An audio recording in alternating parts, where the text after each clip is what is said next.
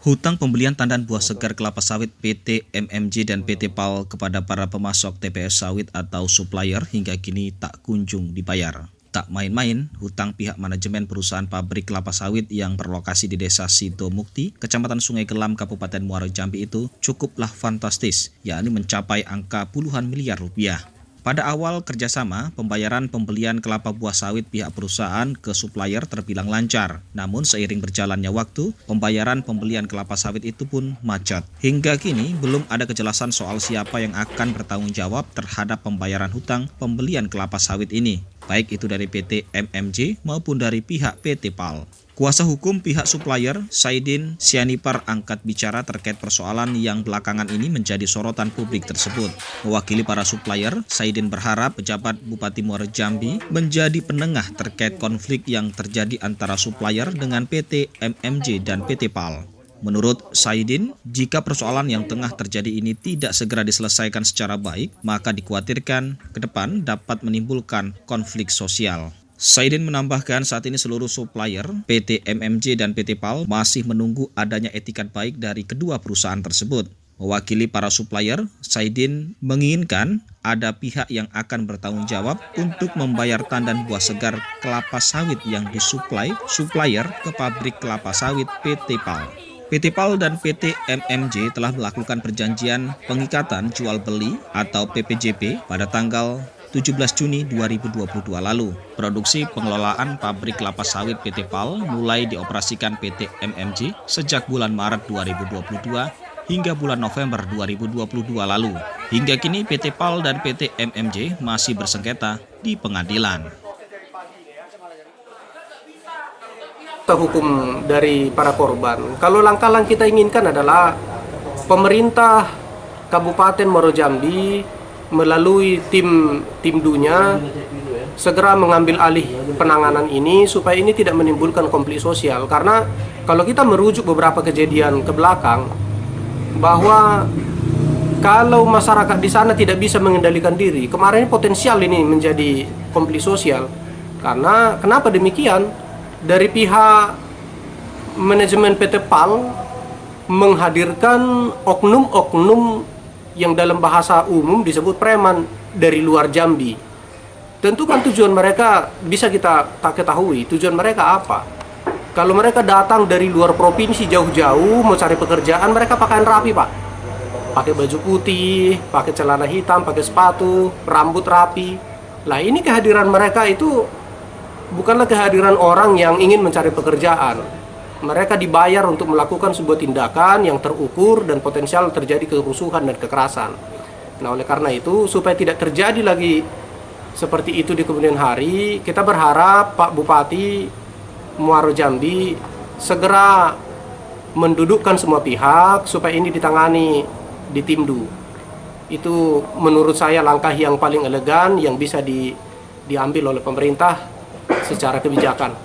Para korban ini adalah orang-orang yang dijanjikan keuntungan yang nilainya lebih kalau mereka mau pegang DO. Jadi gini, di dalam pabrik itu ada istilah DO. DO itu biasanya diberikan kepada para pemodal yang ingin mendahulukan pembayaran pembelian tandan buah sawit segar. Mereka ini diberikan karena PT PAL itu tidak mempunyai dana segar yang bisa mereka keluarkan tiap hari, maka ditunjuklah beberapa para supplier untuk menjadi membayar di depan buah-buah masyarakat.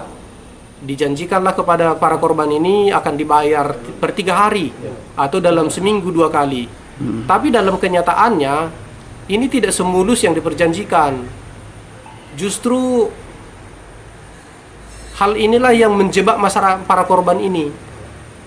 Sudah dimasukin hari Senin, harusnya kan Rabu bayar, ternyata nggak dibayar. Dijanjikan lagi akan dibayar Kamis. Masuk terus dana ini sampai hari Senin berikutnya nggak ada pembayaran. Akhirnya makin banyak korban. Uang korban dengan angka yang sangat fantastis. Kan jadi akan ada juga yang tidak terbayarkan. Itu ininya persoalannya. Maka jumlah korban itu jadi makin banyak gara-gara itu. Ketika mereka tidak bayarkan buah TBS yang dimasukkan oleh para supplier itu yang sudah dibayarkan per supplier itu menjadi masalah besar bagi masyarakat. Sementara hasil produksi dari TBS itu seperti CPO, inti kernel, cangkang mereka jual. Duitnya entah kemana. Mungkin mereka pergunakan untuk kepentingan lain. Kalau dari normalnya, kalau ketika mereka jual CPO atau apapun itu produk turunannya, harusnya mereka dahulukan dulu dong pembayaran ke supplier supaya supplier bisa memasukkan TBS lagi. Nah, ini bukan mengambil uangnya, tidak mengembalikan lagi ke supplier. Jadi kalau saat ini para supplier di sana berada, ya tujuan mereka hanya menunggu itikat baik dari apakah itu pemilik pabrik atau siapapun yang datang situ, apakah investor atau apalah namanya, yang berkenan untuk mengembalikan uang. Korban ini berulang kali saya tanya, mereka tidak ada niatan untuk memiliki pabrik. Niat mereka hanya mengamankan pabrik itu. Karena mereka takut. Takutnya adalah nanti itu diisi orang, uang mereka nggak jelas siapa yang bertanggung jawab. Maka kehadiran mereka di sana adalah untuk itu. Hanya itulah yang mereka tahu caranya. Kalau kita menunggu proses peradilan, Pak, kita sudah belajar dari putusan pengadilan niaga di Medan. Utang-utang masyarakat yang sebelumnya berapa tahun dicicil, Pak? Berapa tahun dicicil? Nah, sebenarnya makanya kita lebih mendorong ini ditangani oleh tim Pemda Muaro Jambi supaya lebih berkeadilan kepada masyarakat korban.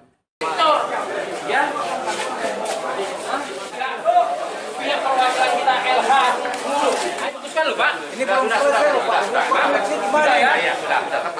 Bu, hasil produksi gimana, Bu?